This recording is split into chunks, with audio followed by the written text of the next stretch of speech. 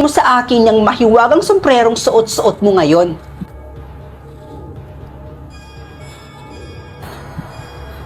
Ate, wag mo siyang papakinggan, ha? Kahit anong sabihin niya, wag na wag mo siyang susundin. Ang tigas mo rin no, ha? Tama na, ha? Sama-sama mo talaga. Huwag na huwag mong sasaktan yung kapatid ko. Hanggat hindi mo binibigay sa akin ang mahiwagang sombrero, gagawin ko kung anong gusto kong gawin sa kapatid mo. Kaya ngayon mamili ka.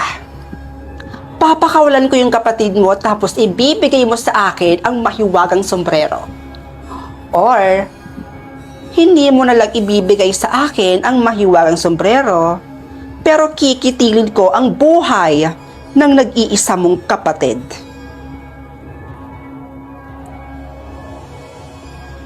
Ate, wag! Bibilang ako ng 3. Kapag hindi mo pa binigay sa akin ang mahiwagang sombrero, pasensyahan na lang tayo at papatayin ko na ang nag-iisang kapatid mo mismo sa harapan mo.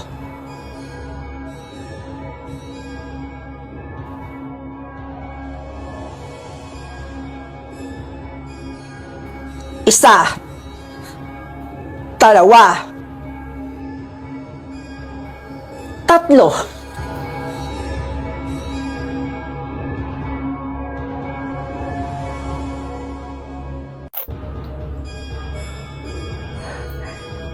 Grabe, ang ganda.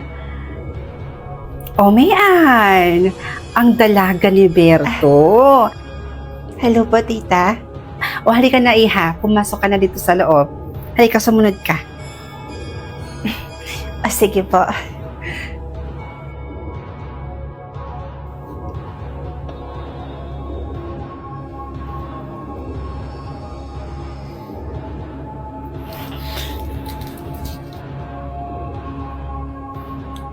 Tita, wala naman pong multo dito, di ba? Ay naku, walang multo dito sa pamamahay ko. At kung mayroon man, ako na ang kusang umalis. Takutin ako sa mga multo-multo na yan. Kaya halika na, pumasok ka na, at ililibot pa kita dito. Mag-enjoy ka sa bakasyon mo, ha? Halika na. Sumunod ka sa akin.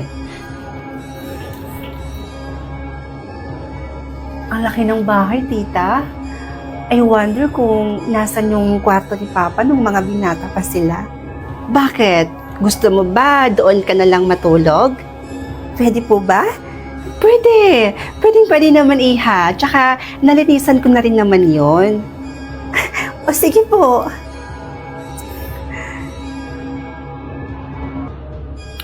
O halika na. O, sige na, iha. Maiwan na muna kita dito at magluluto muna ako doon ng maimeryenda natin. Pabaka na rin maya-maya. Sige ho, tita. Bababa rin po ako maya-maya.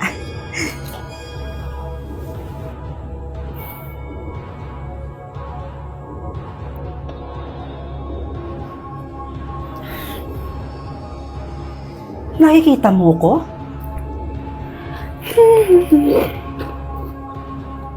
Nakikita mo ba ako?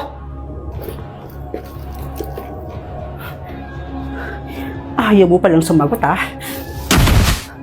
Ano ba? Sinasabi ko na nga ba at nakikita mo ko? Anong ginagawa mo dito sa bahay ng tita ko? Alam mo, kung hindi ka matahimik, maghanap ka ng taong makakatulong sa'yo at hindi ako yun. Hi, tita. Good morning. Uy, iha. Gising ka na pala. O, mag-iisang linggo ka na dito. Kamusta naman ang stay mo? Hay naku, tita. Kung ako yung tatanungin mo, talagang na-enjoy ko talaga yung bakasyon ko dito sa mismong bahay ninyo, tita. Hindi po ba kayo nalulungkot na kayo lang mag-isang naninirahan dito sa ganitong kalaking family house? Hay nako, iha, hindi mo lang alam. Lahat kaming magkakapatid ay nag-aagawan dito sa bahay na to. Inaawan nila ako ng sobra-sobra para lang makuha to. Para sa akin naman, hanggat hindi ako namamatay, ay hindi ko ibibigay ito sa kanila. Ay naku Iha, mabuti na lang yung papa mo at sobrang bait. Hindi na nakikipagtalo sa akin. Curious lang po ako. Nagkaanak po ba kayo? Oo, meron. Kaso yung anak ko na yun, wala na eh. Nalunod kasi siya. Nagkatuwaan kasi sila ng mga barkada niya noon na maligo sa ilog. Kaya itong anak ko, hindi siya kaagad nakaahon. Kaya ayun, yun din ang ikinamatay niya. Tita, hindi ko po alam kung matutuwa po ba kayo o matatakot. May third eye po ako, tita. At nakikita ko po yung anak niyo ngayon. Lagi niya po kayong sinusundan. At kapag natutulog po kayo, palagi niya po kayong tinitingnan. At sa katunayan nga po, nasa tabi niyo po siya ngayon.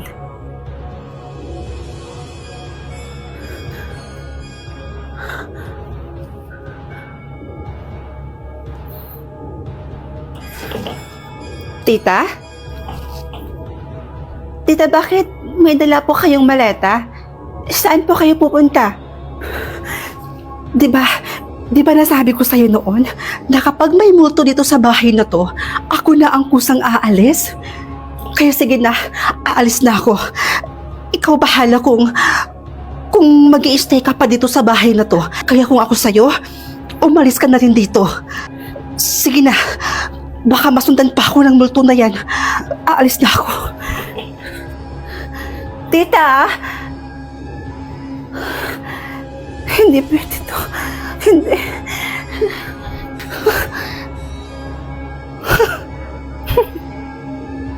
Kaya dali mo lang palang paalisin dito. Di mo man lang ako pinahirapan. Hello pa? Successful ang plano. Napaalis ko si tita mo rin. Kaya pwede na tayong manirahan dito. Tsaka sa inyo naman talaga tong bahay na to, di ba? Kasi dapat nasa bunsong anak na lalaki na pupunta ang family house. Kaya pumunta na po kayo dito lahat. Yes, lahat-lahat dahil tuloy na ang ating plano. At anong plano?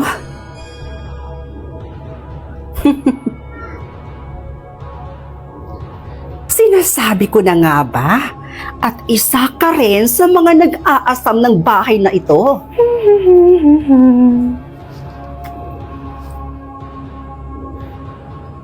Hindi ka multo? At naniwala ka namang uto-uto ka?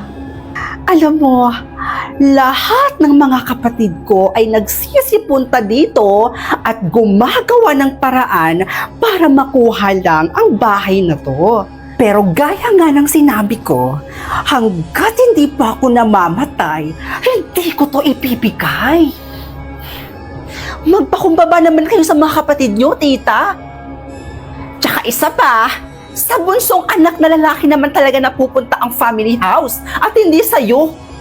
Ano yun? Nagpakahirap ako sa ibang bansa para lang ma-renovate itong bahay na to, tapos sa kanya lang mapupunta? Sa inyo mapupunta? Talaga ba? Di sana pinabillboard mo. Huwag ka mag-aalala dahil papunta na dito ngayon yung pamilya ko at sinisigurado ko sa inyong dalawa na mapapalayas kayo dito. Yun ay kung makakalabas ka pa dito ng buhay. Anong gagawin niyo sa akin? Sige na, isako mo na yan.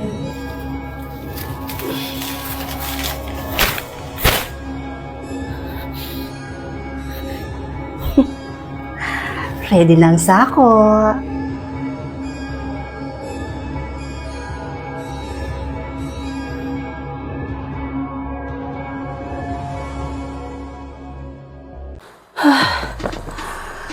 Last resume. Sana matanggap na ako. Ano yun, Iha? Ay, hello po. Magandang araw po. Ako nga po pala si Via. Via? Via, ikaw ba yung girlfriend ng anak ko? Alam mo, Iha, ang tagal na kitang gustong makilala at gustong makita. Halika muna, Iha. Pumasok ka muna. Halika na. Tuloy ka. Po? Iha, halika na. Huwag ka nang mahiya. Ano ka ba? Feel at home, ha? Halika na, tuloy ka muna. Ang init-init dyan eh. Sige po. Alam mo, Iha, tuwang-tuwa talaga ako sa'yo. Kasi dahil sa'yo, muli kong nakita yung anak kong umingit eh, tsaka nag-gym. Yun kasi yung madalas niyang ginagawa kapag wala siyang trabaho. Simula kasi mawala yung daddy niya, hindi na niya ginagawa lahat ng yun. At bilang nanay, nalulungkot ako na makita siyang palaging malungkot. Buti na lang talaga at nakilala ka ng anak ko at dumating ka sa buhay niya. Ma'am, siya nga pala, Iha, may ipapatikim ako sa'yo, teka. Ayun, ito Iha, tikman mo to. Alam mo ba, paborito ito ni Kian. O ito, tikman mo, dali.